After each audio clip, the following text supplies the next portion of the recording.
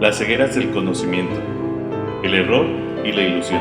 La educación tiene un gran reto: enfrentar los errores e ilusiones que mantiene el ser humano de manera inconsciente, proyectando el conocimiento adquirido de acuerdo a sus concepciones. El talón de Aquiles del conocimiento. Existen varios puntos débiles en el conocimiento, entre ellos los errores de percepción, mentales, intelectuales y de la razón.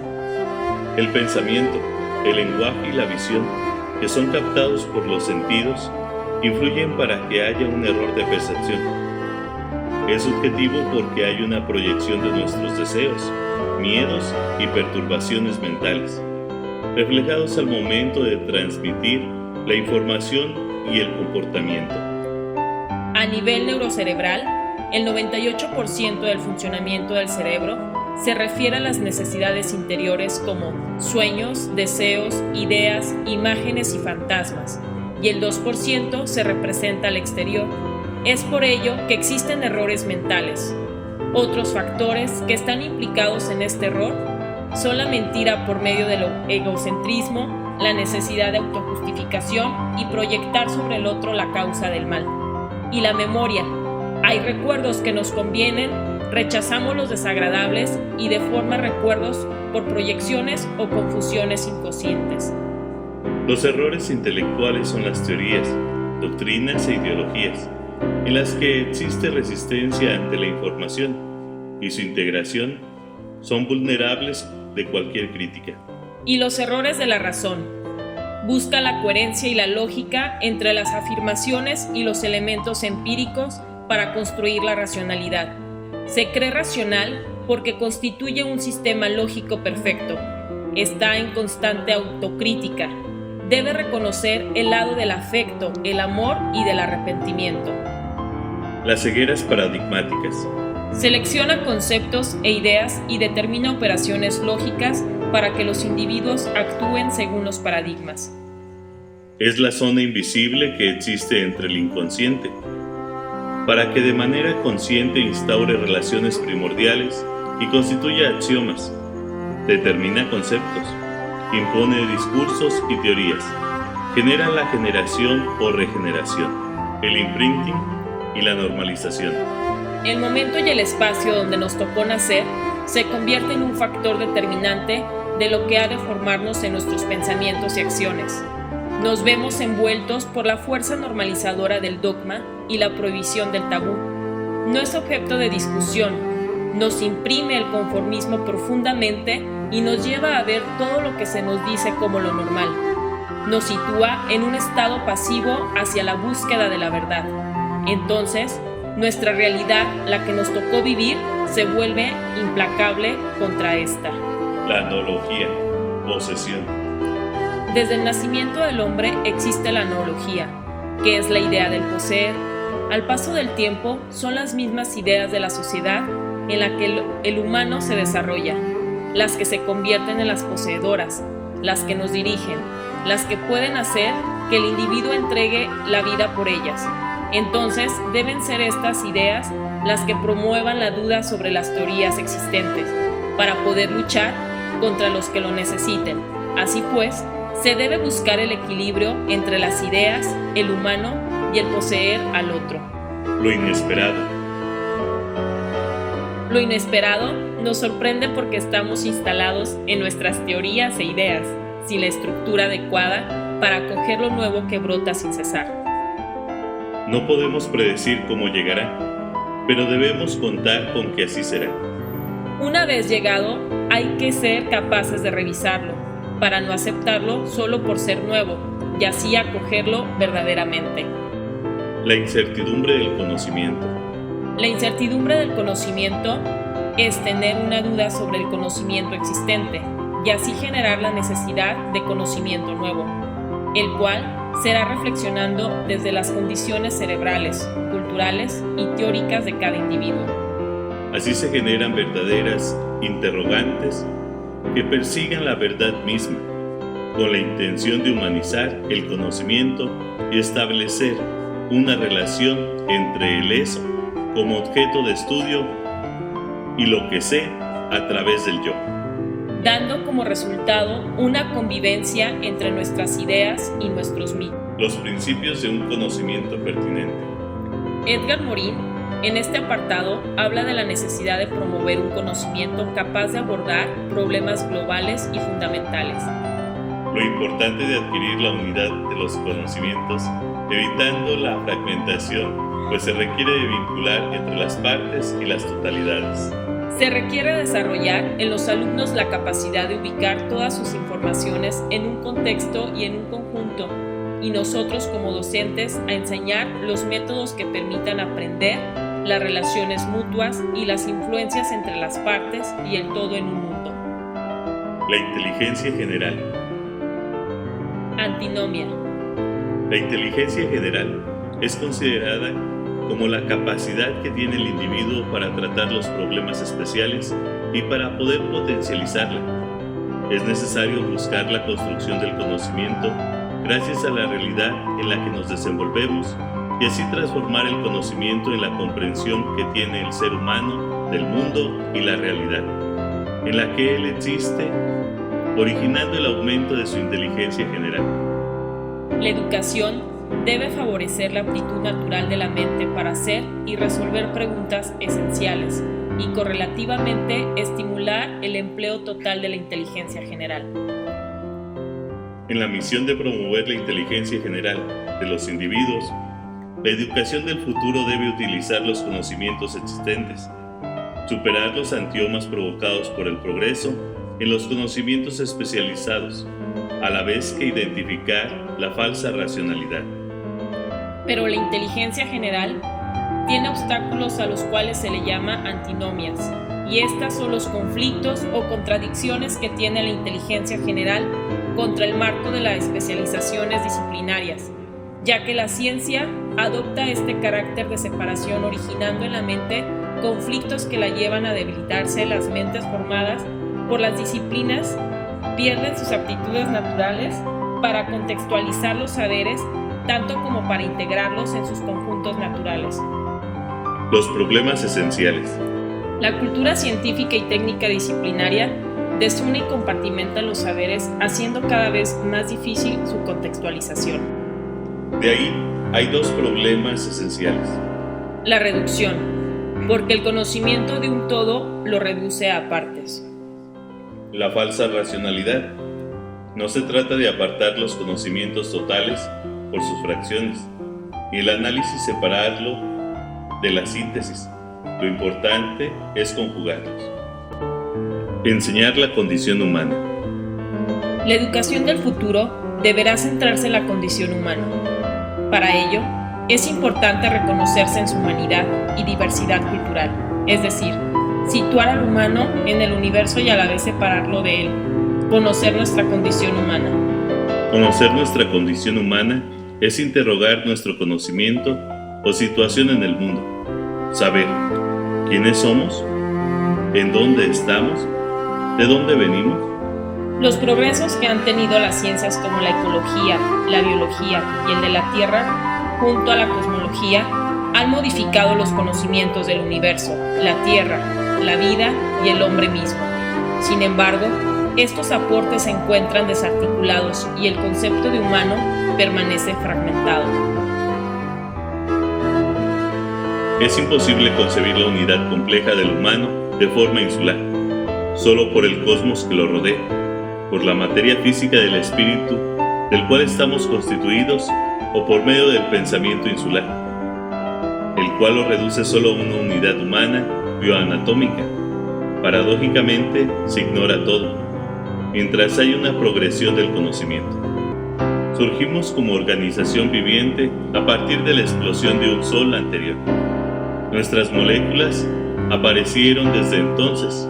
Un poco de tormentas eléctricas y actividad sísmica bastaron para que la Tierra tomara vida. Mientras tanto, de la partícula más pequeña emergía la vida. Finalmente, las especies se desarrollaron en distintos ecosistemas en donde los augurios constituyeron la cadena trófica de doble cara, la de la vida y de la muerte. La importancia de la humanización es capital para la educación de la condición humana. En ella se muestra cómo la animalidad y la humanidad constituyen juntas nuestra humana condición. Por tanto, no somos seres que se puedan conocer y comprender a partir y únicamente de la cosmología, la física, la biología y la sociología. Enseñar la condición humana. El ser humano es biológico y cultural. Conjunta lo cognitivo con saberes aprendidos.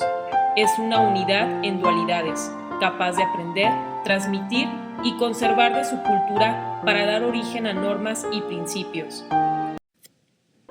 La era planetaria. La historia humana comienza con una dispersión de los humanos alrededor del todo el planeta, produciendo una diversidad de lenguas y culturas, fuentes de innovaciones y creaciones en todos los campos. Sin embargo, los humanos en busca de poder buscan conquistar a nuevas y pequeñas civilizaciones a través de la aventura, la guerra y la destrucción. Lo que se conoce como era planetaria, que desde entonces comunica a los 5 continentes para lo mejor y para lo peor. Volviendo al mundo cada vez más en un todo, presente en cada una de sus partes. Cada pequeña parte es pieza fundamental de un todo. El siglo XX pareció dar razón a la fórmula atroz, según la cual la evolución humana es un crecimiento del poder de la muerte, dejándonos como herencia la destrucción, reflejado en las guerras, exterminios, bombas nucleares, nuevas enfermedades, aún más mortales, destrucción ecológica y una moda que tiene como objetivo la autodestrucción, drogas. Pero aún hay esperanza. El hombre es un ser pensante capaz de crear, regenerar y revertir el daño, teniendo como base nuestra historia, observando los errores cometidos para evitar recaer en los mismos, transmitiendo estos conocimientos a nuevas generaciones, con el fin de construir una sociedad de valores, en la cual pueda subsistir el ser humano y la naturaleza, ambos relacionados y dependientes el uno del otro. Se debe enseñar al alumno el desarrollo de la pertenencia al universo, recordando que la mente humana posee recursos inagotados para crear y reinventar, generando la posibilidad de una nueva creación, la de una ciudadanía terrestre. Una de las condiciones fundamentales para la evolución positiva sería que las fuerzas emancipadoras inherentes de la ciencia y la tecnología pudieran superar a las fuerzas de la muerte y de la esclavitud. Los avances tecnológicos deben ser usados a favor de la humanidad, nunca para su destrucción o esclavización, pero hay que estar atentos, puesto que la aceleración actual de las transformaciones parece presagiar una mutación aún más considerable. Se debe prevenir una nueva era de autodestrucción.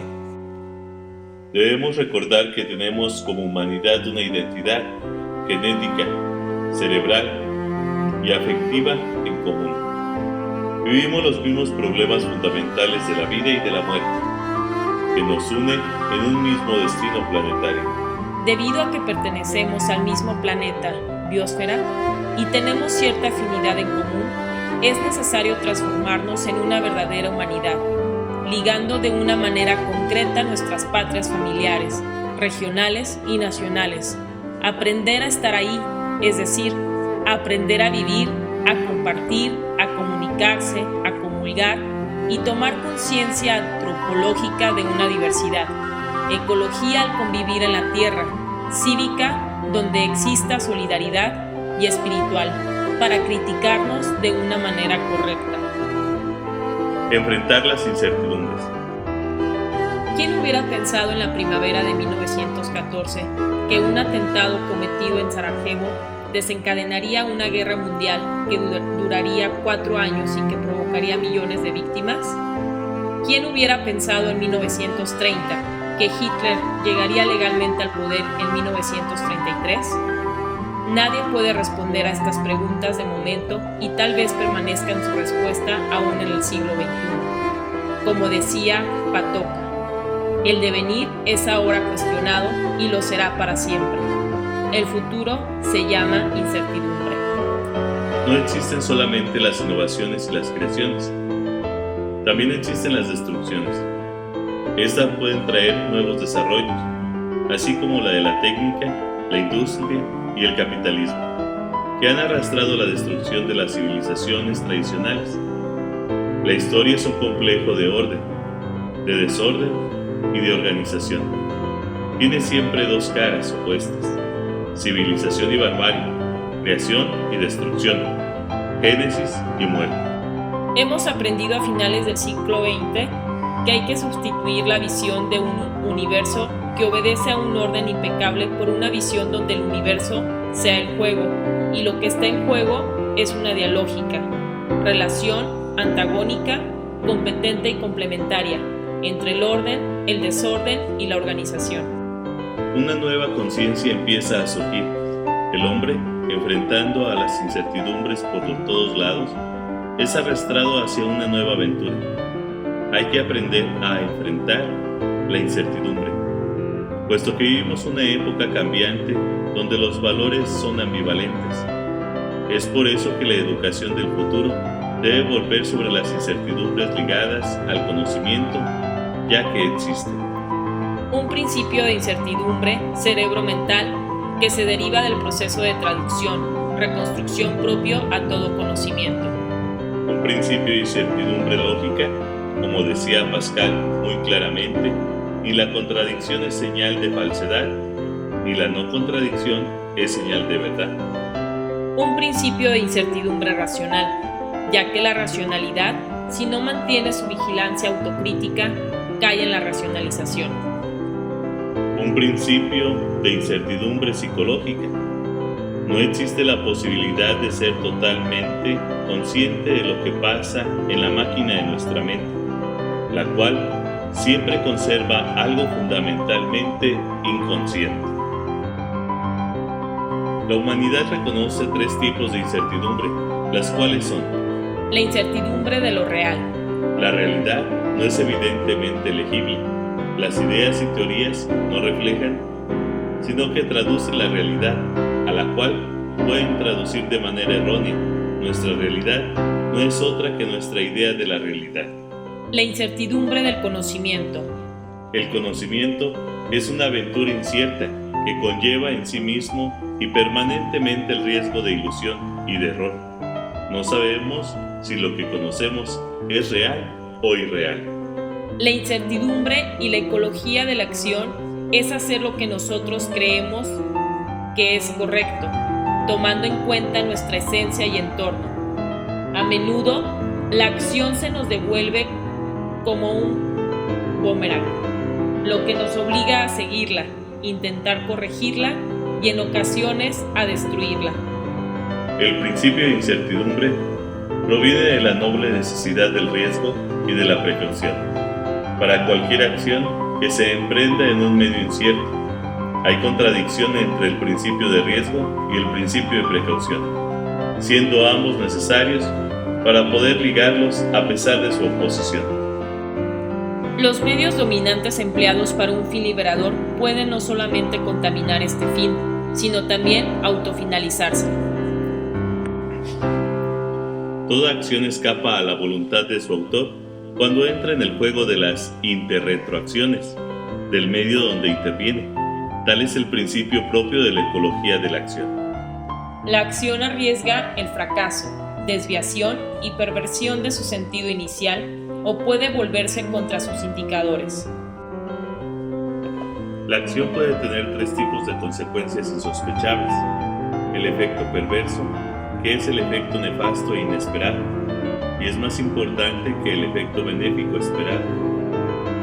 La inanidad de la información de la innovación, es decir, entre más cambia, más es la misma cosa. Y la puesta en peligro de las adquisiciones obtenidas, haciendo referente a la mejora de la sociedad, logrando suprimir libertades y seguridades. En realidad, se pueden considerar o calcular a corto plazo los efectos de una acción, pero sus efectos a largo plazo son impredecibles. Hay dos vías para enfrentar la incertidumbre de la acción. La primera es la plena conciencia de la apuesta que conlleva la decisión. La segunda, el recurso a la estrategia.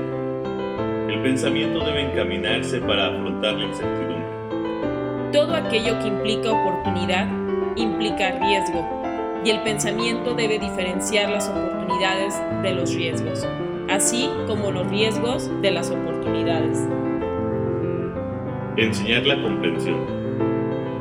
Hay dos comprensiones: la comprensión intelectual u objetiva y la comprensión humana intersubjetiva. Comprender significa intelectualmente aprender en conjunto, asir en conjunto el texto y su contexto, las partes y el todo, lo múltiple y lo individual. La comprensión intelectual pasa por la inteligibilidad. Comprender subjetivamente incluye necesariamente un proceso de empatía, la identificación y de proyección. Siempre intersubjetiva. La comprensión necesita apertura, simpatía, generosidad. Obstáculos a la comprensión. Los obstáculos externos a la comprensión intelectual u objetiva son múltiples. La comprensión del sentido de las palabras del otro, de sus ideas, de su visión del mundo siempre está amenazada por todos lados. Morin explica detalladamente en su texto en qué consisten cada uno de los que podemos ver enlistados.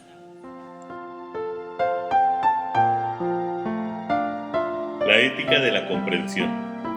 La ética de la comprensión es el arte de vivir, es evitar la condena y comprender de manera desinteresada, lo que implica un gran esfuerzo para comprender la incomprensión, argumentar y refutar cualquier idea incomprensiva. Favorece el bien de pensar y el aprehender en conjunto y muestra la introspección como la vía para la comprensión de los demás. La conciencia de la complejidad humana. Esta se divide en dos. La apertura subjetiva, es decir, la simpatía hacia los demás, y las interiorizaciones de la tolerancia, lo cual supone una convicción, una fe, una elección ética y una aceptación de la expresión de las ideas. Comprensión ética y cultura planetarias. El autor comenta que la comprensión es al mismo tiempo medio y fin de la comunicación humana, de la necesidad que el planeta tiene las comprensiones mutuas en todos los sentidos, para que las relaciones humanas salgan de su estado de incomprensión, fomentando así una educación para la paz. La ética de género humano. La concepción compleja del género humano comprende la tríada: individuo, sociedad, especie. Los individuos son más que el producto del proceso reproductor de la especie humana, pero este mismo proceso es producido por los individuos de cada generación. Las interacciones entre individuos producen la sociedad y ésta retroactúa sobre los individuos. La cultura, en sentido genérico, emerge de estas interacciones, las religa y les da un valor. Individuo, sociedad, especie, se conserva en sentido completo, se sostienen, se retroalimentan y se religan. Individuo, sociedad, especie, se conservan en sentido completo, se sostienen, se retroalimentan y se religan. Así, individuo, sociedad, especie, no son solamente inseparables, sino dependientes el uno del otro.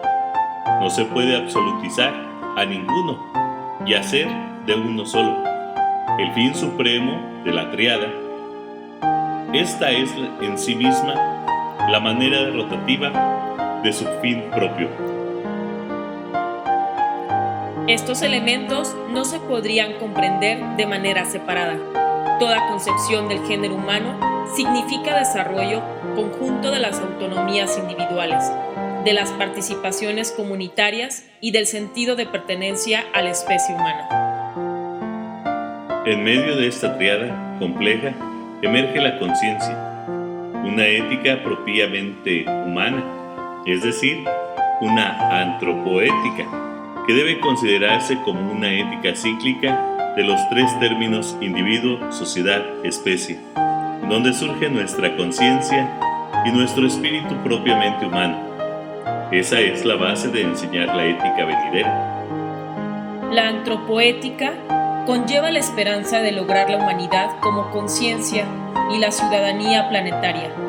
Comprende, por consiguiente, como toda una ética, una aspiración y una voluntad, pero también una apuesta a lo incierto. Bucle, individuo, sociedad. Enseñar la democracia. La democracia permite la relación rica y compleja individuo-sociedad, donde los individuos y la sociedad pueden entre sí ayudarse, desarrollarse, regularse y controlarse. Se funda sobre el control del aparato del poder por los controlados, y así reduce la esclavitud, que determina un poder que no sufre la autorregulación de aquellos que someten. En este sentido, la democracia es, más que un régimen político, la generación continua de un bucle complejo y retroactivo. Los ciudadanos producen la democracia. A diferencia de las sociedades democráticas, que funcionan gracias a las libertades individuales y a la responsabilidad de los individuos, las sociedades autoritarias o totalitarias colonizan a los individuos que no son más que súbditos. En la democracia, el individuo es ciudadano, persona jurídica y responsable que por un lado expresa sus deseos e intereses y por el otro es responsable y solidario con su ciudad. La democracia es un sistema complejo de organización y de civilización política que alimenta y se alimenta de la autonomía de espíritu de los individuos, de su libertad de opinión y de expresión, de su civismo que alimenta y se alimenta del ideal, libertad, igualdad, fraternidad, el cual comporta un conflicto creador entre estos tres términos inseparables. La democracia constituye por consiguiente un sistema político complejo en cuanto vive de pluralidades, competencias y antagonismos, permaneciendo como comunidad. Así, la democracia constituye la unión de la unión y de la desunión, tolera y se alimenta endémicamente, a veces explosivamente, de conflictos que le dan vitalidad. Ella vive de pluralidad hasta en la cima del Estado, división de los poderes ejecutivo, legislativo y judicial, y debe conservar esta pluralidad para conservarse ella misma. Todas las características importantes de la democracia tienen un carácter dialógico que une de manera complementaria términos antagónicos: consenso, conflicto, libertad, igualdad, fraternidad, comunidad nacional, antagonismos sociales e ideológicos. En resumen, la democracia depende de las condiciones que dependen de su ejercicio: espíritu cívico, aceptación de la regla del juego democrático. El futuro de la democracia. Las democracias del siglo XXI enfrentan un problema gigantesco por su mala organización y aplicación en la forma de gobierno, ciencia, técnica y burocracia. Nuestro gobierno nos hace ver las cosas de manera muy diferente, es decir, a su favor. Pero a raíz de esto nos produce ignorancia y ceguera. En tales condiciones, el ciudadano pierde el derecho al conocimiento. Está desprovisto como ciudadano de cualquier punto de vista global y pertinente. Aquí, quien nos manipula es un gobierno o un jefe de Estado sin consultar ninguna instancia democrática regular. Es decir, los ciudadanos son rechazados de los asuntos políticos, cada vez más acaparados por los expertos, y la dominación de la nueva clase impide, en realidad, la democratización del conocimiento. El bucle individuo, especie, enseñar la ciudadanía terrestre. El vínculo ético del individuo con la especie humana ha sido afirmado desde las más antiguas civilizaciones.